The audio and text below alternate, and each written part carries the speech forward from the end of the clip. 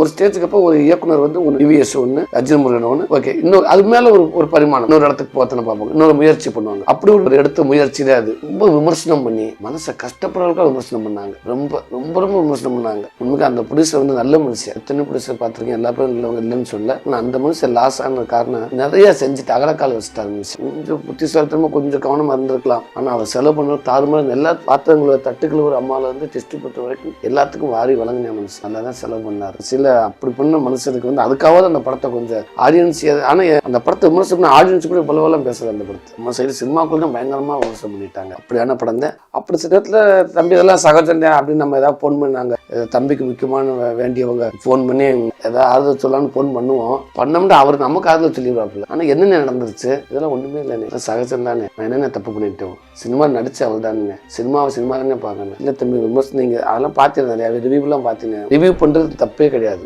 அதையும் தாண்டி இளமறைக்காய் எவ்வளோ விஷயத்த சொல்லலாம். ரொம்ப ரொம்ப கஷ்டப்படுற அளவுக்கு மன வேதனைப்படுற அளவுக்கு ரிவ்யூ பண்ணாங்க.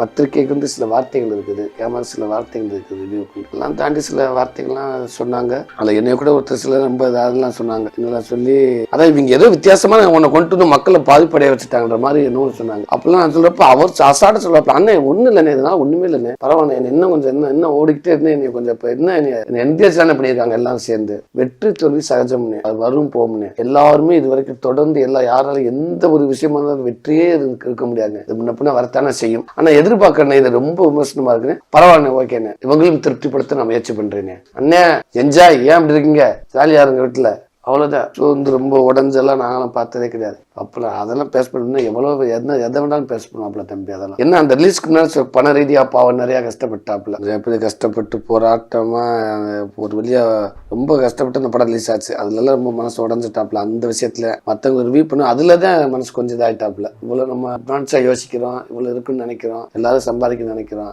அதையும் தாண்டி அந்த புதுசாக அப்படி தான் நினச்சி அதையும் தாண்டி இப்படி வந்து கடைசியில் படம் ரிலீஸ்க்கு மறுநாள் கொஞ்சம் அவருமே தனிப்பட்ட முறையில் ரொம்ப பாவம், அவருக்கு மன பாதிப்பாகிடுச்சு. அதெல்லாம் தாண்டி வந்துட்டாப்புல, ஒன்றும் பிரச்சனை இல்லை, அது நம்ம வீட்டு பிள்ளை இருக்குது. அடுத்தடுத்து அது ஆடியோ ஃபங்க்ஷன்ல சொல்லியிருப்பாப்புல, எல்லாமே இருக்குது. அது ஓகே, இது சகஜம் தானே. புரிஞ்சுங்க, சீமராஜா வந்து அந்த அளவுக்கு பெரிய தப்பான படம் இல்லைங்க. அது மற்றவங்க எப்படிங்க, அது தோத்த படம் அப்படின்னு விட தோக்கடிக்கப்பட்ட படம் தாங்க நான் சொல்லுவேன். அது யார் அப்படின்னு நான் சொல்ல மாட்டேன். இல்லை, அது அவ்வளோ பேர் சேர்ந்து எவ்வளவோ படத்துக்கு ரிவ்யூ பார்த்துருப்பேன். நீங்கள் அந்த படத்துக்கு அவ்வளோ ரிவ்யூ பண்ண வேண்டிய அவசியமே கிடையாது. வாட்ஸ்அப்பை தொட்ட, ஃபேஸ்புக்கை தொட்ட, எங்கிட்டு பார்த்தாலும் அவ்வளோ ரிவ்யூ.